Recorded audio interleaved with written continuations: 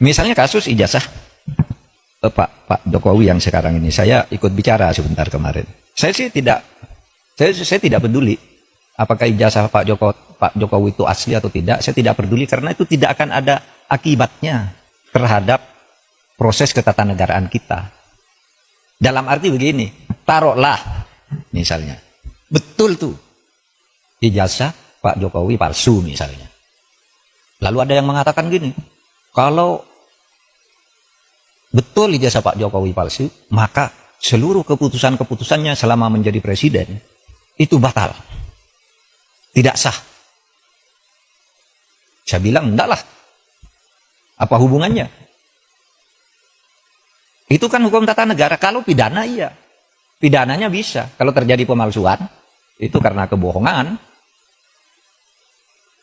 Kebohongan publik karena pemalsuan. Itu bisa, tapi pidana itu tidak menyangkut ketatanegaraan ke orangnya.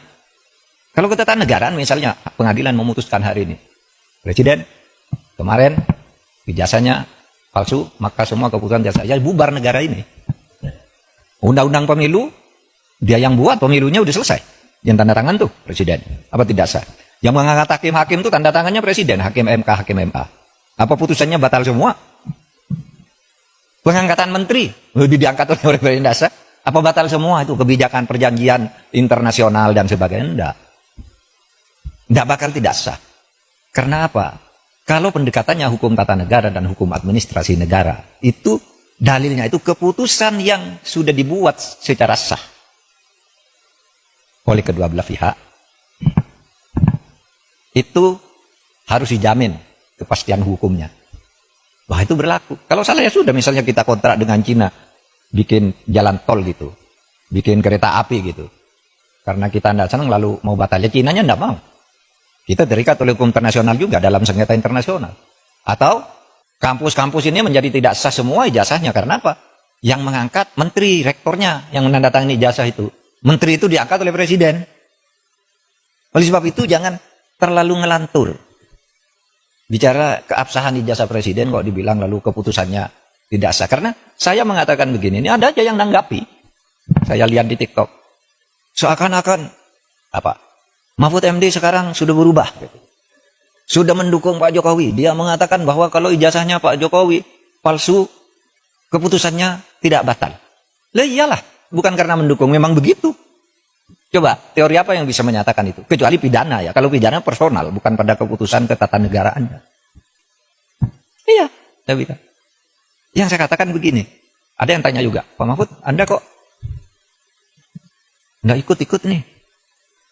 Ikut dalam gerakan menggugat ijazahnya Pak Jokowi. Saya nggak punya kepentingan. Apa? Kepentingan saya nggak ada. Makanya itu ditolak. Ditolak oleh pengadilan tuh bukan karena pengadilannya salah. Gini, mari saya jelaskan.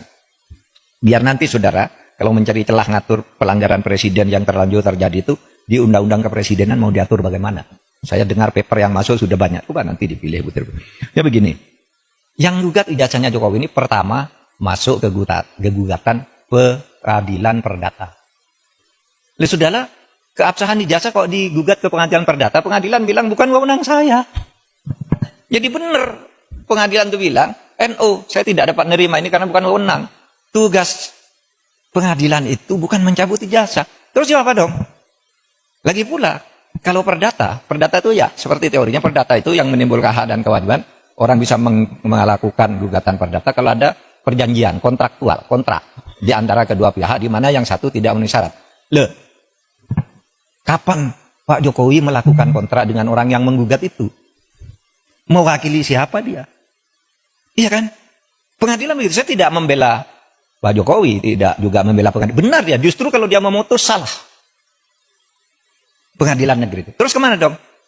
Tidak ada kan? Pihak yang dirugikan siapa? Secara perdata. Siapa yang perdata itu kan? Pribadi dan badan hukum privat. Oh kalau gitu, pindah ke PT UN.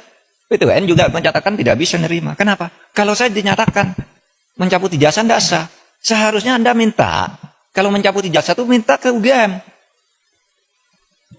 Karena UGM yang menerbitkan, masa PT UN? Dan lagi pula apa rugimu secara ketatanegaraan, ketatausahaan negaraan?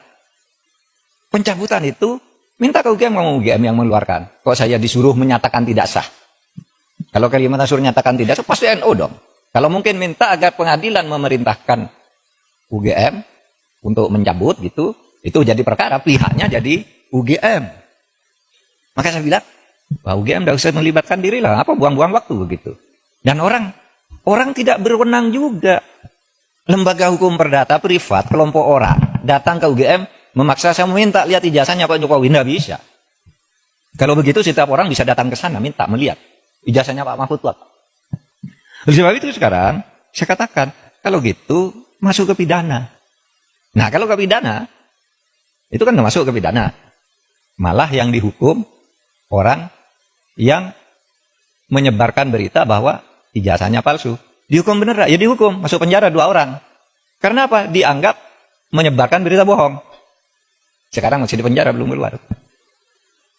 Mana yang punya ijazahnya tidak dipersoalkan. Sekarang jalurnya sudah masuk, tinggal politisnya bisa enggak? Karena yang dilaporkan sekarang, ya, yang dilaporkan sekarang itu adalah pemilik ijazah dan sudah dilaporkan ke Baris Krim. Nah kalau itu arahnya udah cepat, tepat, tinggal hukumnya nanti dinilai benar apa tidak. Itu palsu. Nah kalau gitu UGM boleh hadir, dipanggil pengadilan. Kalau cuma didatangi orang, saya minta ijazahnya, saya minta skripsinya untuk apa? Kalau saya enggak boleh. Sudah benar tuh UGM.